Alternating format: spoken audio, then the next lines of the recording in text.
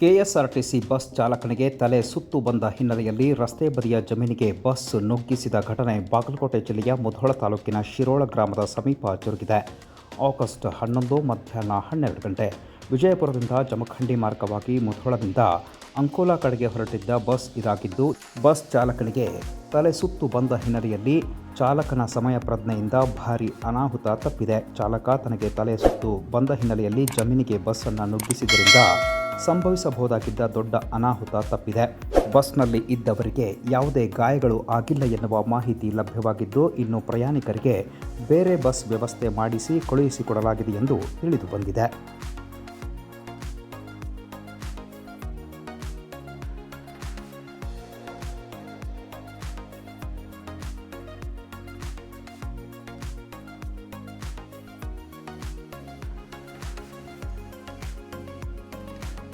ಪ್ರವಾಹದಿಂದ ಉಂಟಾಗುವ ಹಾನಿಗೆ ಶಾಶ್ವತ ಪರಿಹಾರ ಕಲ್ಪಿಸಬೇಕೆಂದು ಒತ್ತಾಯಿಸಿ ಆಗಸ್ಟ್ 12ರಂದು ಮುಧೋಳ ಬಂದ್ ಕರೆ ನೀಡಲಾಗಿದೆ ಎಂದು ರೈತ ಮುಖಂಡ ಬಸವಂತಪ್ಪ ಕಾಂಬಳೆ ಮತ್ತು ನಾಗೇಶ್ ಬೋಳಿಶೆಟ್ಟಿ ಅವರು ತಿಳಿಸಿದ್ದಾರೆ. ಆಗಸ್ಟ್ 11 ಸಂಜೆ 5 ಗಂಟೆ ಬಾಗಲಕೋಟೆ ಜಿಲ್ಲೆಯ ಮುಧೋಳ ನಗರದಲ್ಲಿ ಮಾತನಾಡಿರುವ ಅವರು, ಮುಧೋಳ ತಾಲೂಕಿನಲ್ಲಿ ಹರಿಯುವ ಘಟಪ್ರಭಾ ನದಿ ಪಾತ್ರದ 34 ಗ್ರಾಮಗಳು ಪ್ರತಿ ಬಾರಿ ಪ್ರವಾಹ ಬಂದಾಗ ತೊಂದರೆಗೆ ಒಳಗಾಗುತ್ತವೆ. ಪ್ರವಾಹದಿಂದ ಬೆಳೆದ ಬೆಳೆಗಳು ಹಾನಿಗೆ ಒಳಗಾಗುತ್ತವೆ.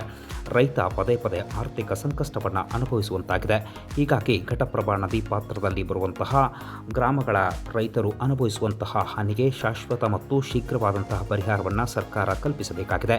ಹೀಗಾಗಿ ಮುಧೋಳ ಬಂದ್ ಕರೆ ನೀಡಲಾಗಿದೆ. ಆಗಸ್ಟ್ 12ರಂದು ಮುಧೋಳ ಬಂದ್ ಕರೆ ನೀಡಿ ಪ್ರತಿಭಟನೆಯನ್ನು ನಡೆಸಲಾಗುತ್ತದೆ ಎಂದು ಅವರು ತಿಳಿಸಿದ್ದಾರೆ. ಇನ್ನು ಈ ಸಂದರ್ಭದಲ್ಲಿ ಅವರು ಮಾತನಾಡಿದ್ದಾರೆ. ಇನ್ನು ರೈತ ಸಂಘಟನೆಗಳು ಹಾಗೂ ವಿವಿಧ ಸಂಘಟನೆಗಳ ಸಹಯೋಗದಲ್ಲಿ ಮುಧೋಳ ಬಂದ್ ಕರೆ ನೀಡಲಾಗಿದೆ ಎಂದು ತಿಳಿಸಿದ್ದಾರೆ. ಶಾಶ್ವತವಾದಂತಹ ಪರಿಹಾರ ಸಿಗಬೇಕು ಅನ್ನುವಂಥದ್ದು ಈ ಒಂದು ಹೋರಾಟಕ್ಕೆ ನಾಳೆ ನಮ್ಮ ಬಾಗಲಕೋಟೆ ಜಿಲ್ಲಾ ಉಸ್ತುವಾರಿ ಸಚಿವರು, ಅಬಕಾರಿ ಸಚಿವರು ಆಗಿರುವಂತಹ ಆರ್.ವಿ. ತಿಮ್ಮಾಪುರ ಸಾಹೇಬರು ಸ್ಪಂದಿಸಿ ಒಂದು ಸೂಕ್ತವಾದಂತಹ ಪರಿಹಾರದ ಭರವಸೆಯನ್ನ ನೀಡಿದಾಗ ಮಾತ್ರ ಈ ಹೋರಾಟಕ್ಕೆ ಅಂತ್ಯ.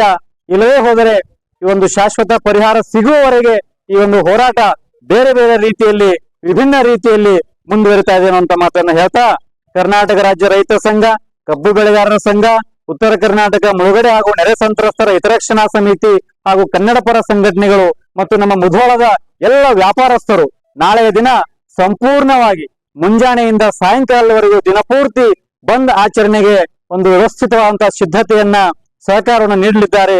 ಈ ಒಂದು ಹೋರಾಟಕ್ಕೆ ತಾವೆಲ್ಲ ಮುಧೋಳದ ಜನತೆ ಸಹಕರಿಸಿ ಬೆಂಬಲಿಸಬೇಕಾಗಿ ತಮ್ಮಲ್ಲಿ ವಿನಂತಿ.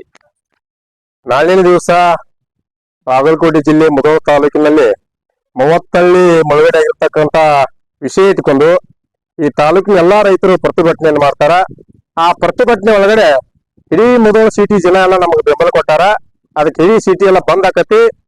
ಈ ಕಾರಣಕ್ಕೆ ಕರ್ನಾಟಕ ಸರ್ಕಾರ, ಜಿಲ್ಲಾ ಉಸ್ತುವಾರಿ ಮಂತ್ರಿ ಅವರು ಬಹಳ ಸೀರಿಯಸ್ ಆಗಿ ಏನು ನಮ್ಮ ಶಾಶ್ವತ ಪರಿಹಾರ ಕೇಳಾಕತ್ತೀವಿ ಅದು ತತ್ಕ್ಷಣವೇ ಅದನ್ನ ಪರಿಹಾರ ಆಗುವಂಗ ಮಾನ್ಯ ಮುಖ್ಯಮಂತ್ರಿಗಳು ತತ್ಕ್ಷಣ ರೈತರ ಮೀಟಿಂಗ್ ಕರೆದು ಈ ಹೋರಾಟಕ್ಕೆ ಅದನ್ನ ಪರಿಹಾರ ಕೊಡ್ಬೇಕಂತ ಹೇಳಿ ನಮ್ಮ ಒತ್ತಾಯ ಐತಿ.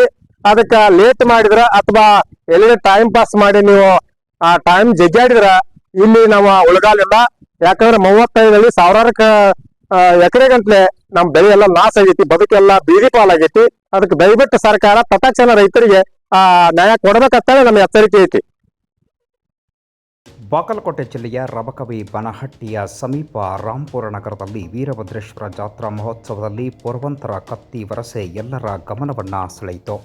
ಆಗಸ್ಟ್ 11 ಸಂಜೆ 5 ಗಂಟೆ ಬಾಗಲಕೋಟೆ ಜಿಲ್ಲೆಯ ರಬಕವಿ ಬನಹಟ್ಟಿಯ ಸುಕ್ಷೇತ್ರ ರಾಂಪುರ ನಗರದಲ್ಲಿ ವೀರಭದ್ರೇಶ್ವರ ಜಾತ್ರಾ ಮಹೋತ್ಸವ ಹಾಗೂ ಮಲ್ಲಿಕಾರ್ಜುನ ದೇವರ ಜಾತ್ರಾ ಮಹೋತ್ಸವದ ಅಂಗವಾಗಿ ವಿವಿಧ ಧಾರ್ಮಿಕ ಕಾರ್ಯಕ್ರಮಗಳನ್ನು ನೆರವೇರಿಸಲಾಯಿತು. ಬಾಗಲಕೋಟೆ ಜಿಲ್ಲೆ ಸೇರಿದಂತೆ ಹೊರ ಜಿಲ್ಲೆಗಳಿಂದ ಆಗಮಿಸಿದ್ದ ಸಾವಿರಾರು ಜನ ಭಕ್ತರು ದೇವರ ದರ್ಶನ ಮತ್ತು ಆಶೀರ್ವಾದವನ್ನು ಪಡೆದುಕೊಂಡು ಪುನೀತರಾದರು. ಇನ್ನು ಜಾತ್ರಾ ಮಹೋತ್ಸವದ ಅಂಗವಾಗಿ ಆಯೋಜಿಸಲಾಗಿದ್ದ ಅಗ್ನಿಕುಂಡ ಹಾಯುವ ಕಾರ್ಯಕ್ರಮದಲ್ಲಿ ಸ್ಥಳೀಯ ಭಕ್ತರು ಅಗ್ನಿಯನ್ನು ಹಾಯುವುದರ ಮೂಲಕ ತಮ್ಮ ಭಕ್ತಿಯನ್ನು ಸಮರ್ಪಣೆ ಮಾಡಿದರು. ಪೂಜಾರಿಗಳು ಪಲ್ಲಕ್ಕಿಯನ್ನು ಹೊತ್ತು ಅಗ್ನಿಕುಂಡ ಹಾಯುವುದರ ಮೂಲಕ ಅಗ್ನಿಕುಂಡ ಹಾಯುವ ಕಾರ್ಯಕ್ಕೆ ಚಾಲನೆಯನ್ನ ನೀಡಿದರು. ಈ ಸಂದರ್ಭದಲ್ಲಿ ಪುರವಂತರು ಕತ್ತಿ ವರಸೆಯ ಮೂಲಕ ತಮ್ಮ ಸೇವೆಯನ್ನು ಭಗವಂತನಿಗೆ ಸಮರ್ಪಿಸಿದರು. ಜಿಲ್ಲೆ ಹೊರ ಜಿಲ್ಲೆಗಳಿಂದ ಆಗಮಿಸಿದ್ದ ಸಾವಿರಾರು ಜನ ಭಕ್ತರು ಜಾತ್ರಾ ಮಹೋತ್ಸವಕ್ಕೆ ಸಾಕ್ಷಿಯಾದರು. ಒಟ್ಟಾರೆ ರಾಂಪುರ ನಗರದಲ್ಲಿ ನಡೆದ ಜಾತ್ರಾ ಮಹೋತ್ಸವಕ್ಕೆ ಸಾವಿರಾರು ಜನ ಭಕ್ತರು ಶ್ರದ್ಧಾ ಭಕ್ತಿಗಳಿಂದ ಭಾಗಿಯಾದರು.